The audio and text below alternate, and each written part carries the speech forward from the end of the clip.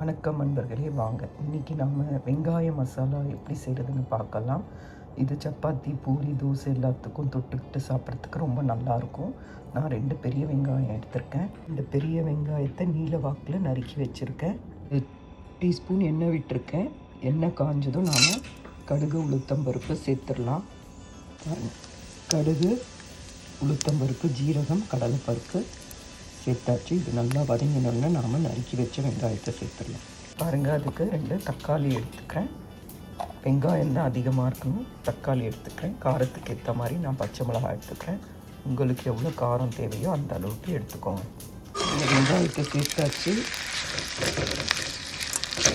இது கண்ணாடி பதத்துக்கு வதங்கினா போதும், ரொம்பவும் வதக்கிடாதீங்க. நான் உங்களுக்கு இது வதக்கின பிறகு காட்டுறேன். இது வதங்கின பிறகு நாம் தக்காளி சேர்த்துக்கலாம். தக்காளி, பச்சை மிளகாய் எல்லாம் சேர்த்துக்கலாம்.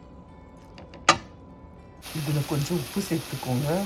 அப்போ தான் வெங்காயம் நல்லா சாஃப்டாக ஆகி சீக்கிரம் வதங்கிடும். இந்த ஸ்பூனில் 1/2 ஸ்பூன் இஞ்சி பேஸ்ட்டு சேர்த்துக்கோங்க. 3/4 ஸ்பூன் பூண்டு பேஸ்ட்டு சேர்த்துக்கோங்க. இதை நல்லா கலந்து விட்டுருங்க. இப்போ பாருங்கள், தக்காளி, பச்சை மிளகாய் சேர்த்து வச்சு இதை நல்லா வதங்கட்டும். தக்காளி நல்லா வதங்கணுங்க. மிளகாய்த்தூள், மஞ்சாத்தூள், தனியாத்தூள், ஜீரகத்தூள், கடலை மாவு, இது காரத்துக்கேற்ற பொருள். இந்த கடலை மாவை நாம் என்ன பண்ணணும்னா,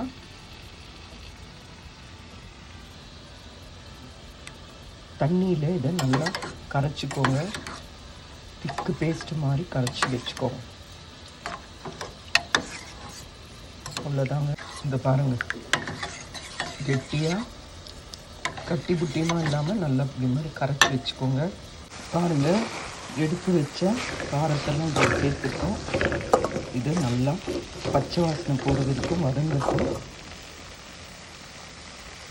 இதில் பாருங்கள், ஒரு சொம்பு தண்ணி விட்டு நல்லா கொதிக்க விடுங்க.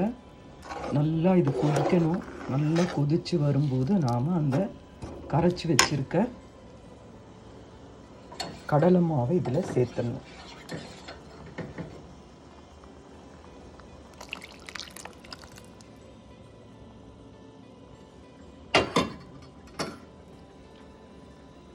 அவ்வளோதான், நல்ல திக்கு பேஸ்ட்டாக ஆகிடும்.